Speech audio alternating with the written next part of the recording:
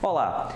Em pronunciamento de rádio e TV, o presidente Jair Bolsonaro, apesar de reconhecer tardiamente a importância das vacinas, voltou a criticar as medidas de isolamento. O pronunciamento foi repleto de imprecisões, dados incorretos e críticas às ações adotadas por governadores. Em diversas cidades, a população reagiu com panelaços, indignada com a postura do governo diante da pandemia. Esta indignação se dirige a outras áreas. Na edição de hoje, destacamos a convocação de ambientalistas para os atos deste dia 5 de junho contra os retrocessos ambientais no Brasil. Na entrevista central, vamos tratar de cultura e livros. O escritor Daniel Munduruku apresenta um panorama da produção literária indígena no país. Continue aqui com a gente. Eu sou Afonso Bezerra e o Central do Brasil começa agora. Central do Brasil. O dia 5 de junho é marcado em todo o mundo como uma data de luta pela defesa do meio ambiente. No Brasil, também é um dia de denúncia contra os atos antiambientalistas promovidos pelo governo, o agronegócio e grandes empresas. A repórter Emília Bisotto nos relata a lista de medidas do ministro Ricardo Salles, que colocam o Brasil na contramão da defesa do meio ambiente. Nacional. Nos últimos anos, tornou-se mais evidente a necessidade de conscientização para a preservação dos recursos naturais. O descaso do governo federal e o cenário atual de preservação do meio ambiente é crítico. Um levantamento do Instituto de Estudos Socioeconômicos concluiu que já são pelo menos 317 atos oficiais na gestão de Ricardo Salles que colocam a política ambiental brasileira em risco. Um exemplo são os desmatamentos na Amazônia, que totalizam 580 metros quadrados de destruição em relação ao mês de abril do ano de 2020. O aumento é de 43%, segundo o Instituto Nacional de Pesquisas Espaciais. Segundo Reinaldo Canto, jornalista ambiental, as posturas do ministro vão contra a preservação ambiental. O antiministro do Meio Ambiente, ele cumpre o papel de fazer letra morta de todas as leis brasileiras, né? Ele está no cargo para beneficiar infratores em geral. Nós temos ali tanto a questão da mineração ilegal, do desmatamento ilegal. São crimes que têm sido cometidos contra o meio ambiente do país, com todo o apoio do ministro do Meio Ambiente. É algo que não é inédito na história do país. Além dos desmatamentos, o constante ataque a indígenas, a revogação de medidas que proíbem a exportação ilegal de madeira, o estímulo a garimpos, a exoneração de servidores que queriam evitar a flexibilização das regras de envio de produtos florestais ao exterior, são apenas algumas ações para a conta da atual gestão. Todas elas trazem impactos graves e preocupantes a curto e longo prazo. Órgãos oficiais como o IBAMA, por exemplo, também estão sendo mexidos. Normas internas estão sendo alteradas para flexibilizar ações de punição, como a conversão de multas ambientais em troca de serviços implementados pelo autuado por conta própria. A indígena Samela Sataré tem vivenciado as consequências dessa gestão. Nossas terras estão sendo invadidas, os nossos povos estão sendo ameaçados e mortos por grileiros, por garimpeiros, por madeireiros. Muitos parentes já foram mortos. Atualmente no Pará, as nossas lideranças estão sendo coagidas, estão tendo as suas casas incendiadas, as lideranças estão sendo ameaçadas, justamente por essa política de governo que não visa a proteção do meio ambiente. Como se não bastasse, o ministro Ricardo Salles está sob suspeita por ter tentado atrapalhar as investigações sobre a maior apreensão de madeira da história, defendendo interesses de madeireiros ilegais. Se a denúncia for aceita, o Ministério Público investigará o crime. E para denunciar esta agenda antiambientalista do governo Bolsonaro, coletivos socioambientais e movimentos populares convocam para este sábado, dia 5, uma mobilização nacional com atos simbólicos e virtuais. Nayata Wani nos traz outros detalhes da programação. Trilhos do Brasil.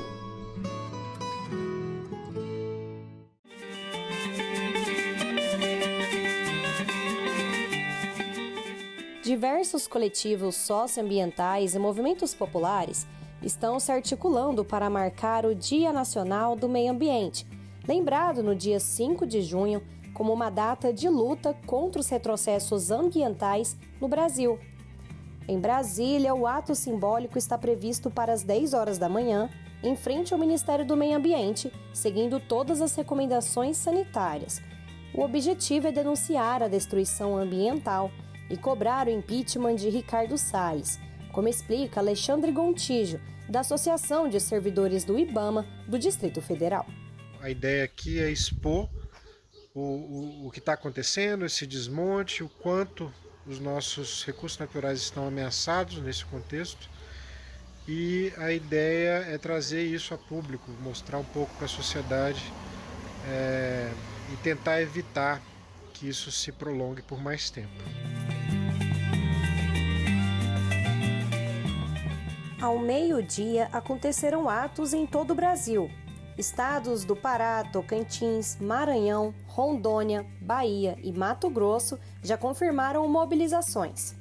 O carioca Siddhartha Landarini, do coletivo ambiental Ecoar, compartilha a programação do ato no Rio de Janeiro, que também acontece às 12 horas na Praça 15. Vai estar respeitando todas as medidas sanitárias, né? Com distanciamento social, com máscara, álcool e gel, mas é importante a gente ir para as ruas, porque cada dia que passa com o Bolsonaro no poder e o Salles no poder, se intensifica essa política de genocídio, essa política de ecocídio. E quando a gente fala de meio ambiente, está falando de saúde, de educação, de soberania nacional, de vida. Também no dia 5, as redes sociais serão ocupadas por um tuitaço às 11 horas da manhã, com as seguintes hashtags: Povo Vivo, Floresta em Pé e Fora Bolsonaro. E vários estados contarão com programações virtuais para defenderem os biomas brasileiros. Agora vamos falar de literatura, em especial da produção literária indígena. Um universo rico, diverso e muito produtivo, mas infelizmente pouco conhecido pelo grande público leitor do país. O convidado da entrevista central de hoje é o escritor Daniel Munduruku.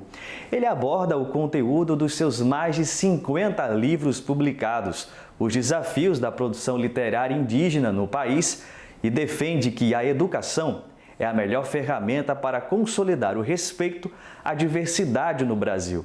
A entrevista é de Aline Antunes. Entrevista Central. Hoje nós vamos conversar com um escritor, educador, doutor em educação e autor de mais de 50 livros, muitos deles premiados nacional e internacionalmente, Daniel Munduruku. Vamos falar sobre sua obra, os desafios da literatura e a produção indígena no Brasil. Daniel, seja muito bem-vindo ao programa. Certa vez você disse: a palavra é mágica, ela pode levantar a gente ou pode derrubar a gente. Você parece ter optado pelo caminho das palavras que nos levantam. Como iniciou sua relação com a literatura?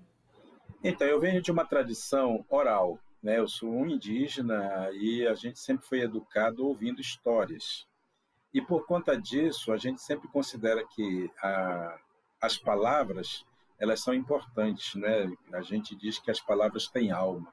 Então, para mim, escrever foi um pouco um aprendizado, porque eu vinha dessa tradição oral, acreditando na força da palavra, e fui aos pouquinhos descobrindo que, ao escrever, eu também poderia carregar essa escrita com a alma que está dentro de mim, não é? Com o poder que essas palavras podem ter.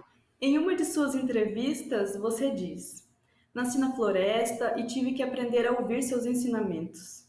Depois, aprendi a fazer e ouvir o silêncio. Ao aprender a ouvir e observar, percebi que podia contar essas histórias. Fazendo essa relação com ouvir e respeitar o silêncio, como tem sido vivenciar a pandemia e como isso interfere na sua produção e escrita?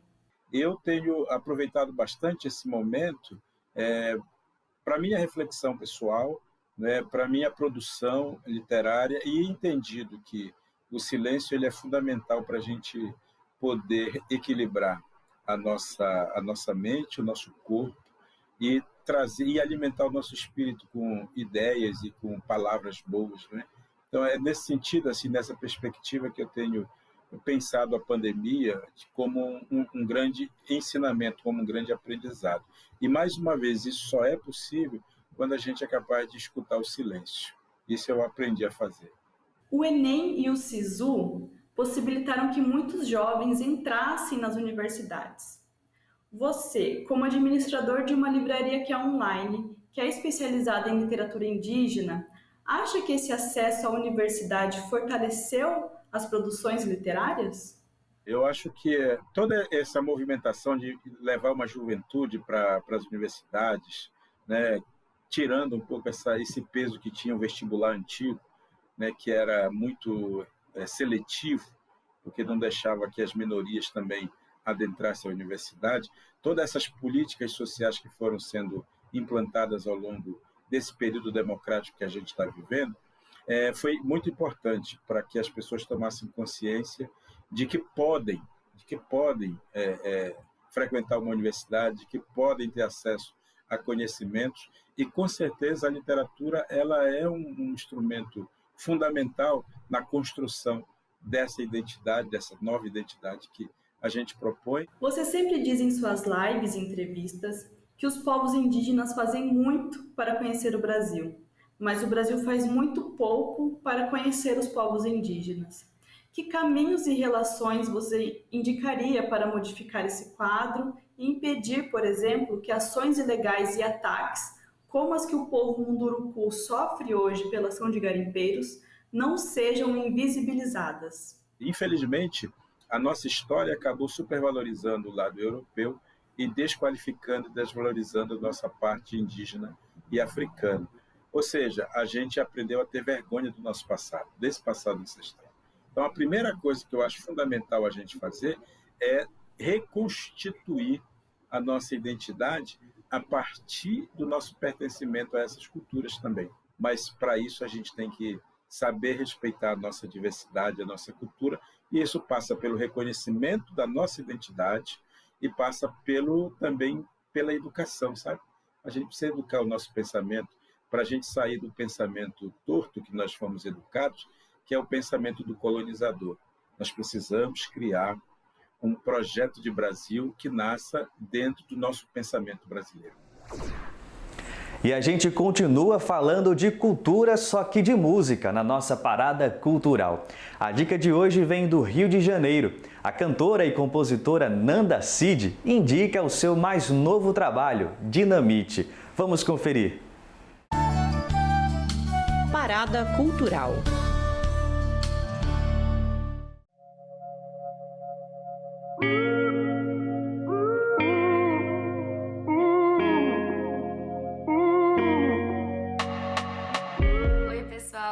Eu sou a Nanda Cid, cantora, carioca, e tô passando por aqui para convidar todos vocês a conhecerem a minha nova música Dinamite. Que era inofensivo o seu amor. No final da minha adolescência, pro início da minha vida adulta, eu passei por um relacionamento abusivo. E Dinamite é uma música que tem muito a ver com isso. Eu acho que agora que tá chegando o Dia dos Namorados, é importante a gente abrir os olhos para esse tipo de relacionamento, que é mais comum do que a gente imagina. Então tem QR Code aqui na tela, é só ler com a câmera do celular ou então pesquisar na sua plataforma de streaming favorita. Nanda Cid, Dinamite. Eu espero que vocês curtam. Eu fiz tudo do seu jeito. É só procurar a Nanda Cid na sua plataforma preferida e curtir a canção. O Central do Brasil fica por aqui e é sempre importante lembrar: a pandemia continua fazendo novas vítimas, por isso se cuide, use máscaras, higienize sempre as mãos com álcool ou sabão e mantenha o distanciamento social. Até amanhã!